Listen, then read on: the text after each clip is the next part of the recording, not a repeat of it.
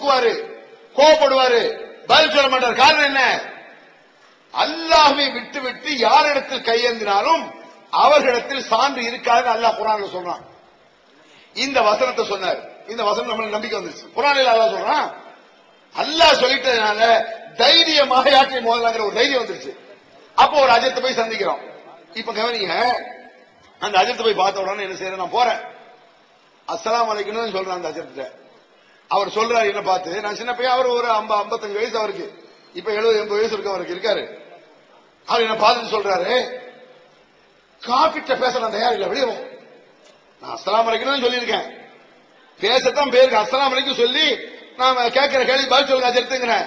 அவர் என்ன சொல்றாரு, காபிட்ட எல்லாம் பேச தயார் இல்லை, வெளியே போ அப்படிங்கிறாரு. அப்படிங்களா அஜத்து? சரி பரவாயில்ல, லா இலாஹ இல்லல்லாஹ் முஹம்மது ரசூலுல்லாஹ் இப்ப முஸ்லீம் ஆட்டம் பேசுங்க அப்படின்னு டென்ஷன் ஆயிட்டான். என்ன நினைச்சிட்டேன், நியாயம் என்னடா இது? அப்ப என்ன கோவம், பதில சொல்லியா கோவம் தானே வரும். நீ என்ன காப்பீர், என்ன அப்பமே ஒண்ணு நான் வந்து செருப்படுத்த அடிச்சா கூட தப்பு இல்ல, கோவம் வரும்ல, யாராலும் பாத்துற காப்பீர் ராஸ்கல் செருப்படுத்த வச்சிருக்கணும். இருந்தாலும் ஒரு தர்க்க ரீதியாக ஒரு நியாயத்தை இப்படித்தான் கொண்டு போகணும்னு எனக்கு கற்று தந்த ஒரு பிஜே. எப்படி, அதாவது எனக்கு நேர்வழி காட்டியது அல்லானா இதுதான் நேர்வழி என்று புரிய வைத்தவர் பிஜே. எனக்கு என்ன பொறுத்தவரை அப்படிதான், இது இப்படித்தான் ரூட்ல போனோம், இதெல்லாம் இந்த மெத்தட்ல கேட்கணும்னு சொல்றாரு. டென்ஷன் ஆயிட்டான் அஜித், கோவம் வந்துருச்சு, வெளியே ஏய் பதில் சொல்றா, கோவம் வந்து எனக்கு பயங்கர சண்டை ஆயிடுச்சு. நீ என்ன காபிர்னு சொன்ன, லா இலாஹ இல்லல்லாஹ் முஹம்மது ரசூலுல்லாஹ் சொல்லியாச்சு முஸ்லிம்.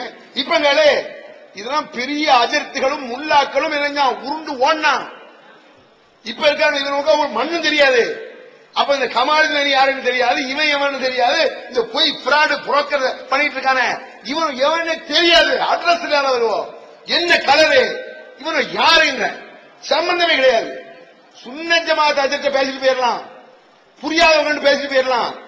இவனை எல்லாம் தேவையில்லாம இவன் அடைய சொல்ல போனால் நடித்தார்கள்.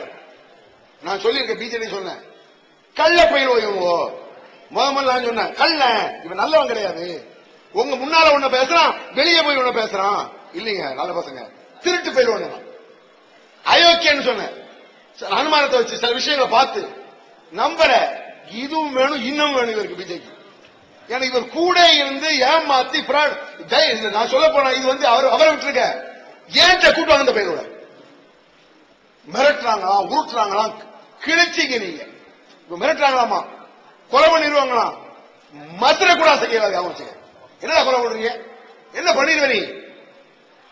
உமர் ரலியல்லாஹு அன்ஹு அவங்க, உமர் அவர்கள் தக்பீர் கட்டுறாங்க தொழுகையில, தக்பீர் கட்டின உடனே ஒரு பையன், ஒரு யூதன் தக்பீர் கட்ட பிறகு வந்து என்ன பின்னால வந்து கத்திட்டு குத்திட்டான். யார?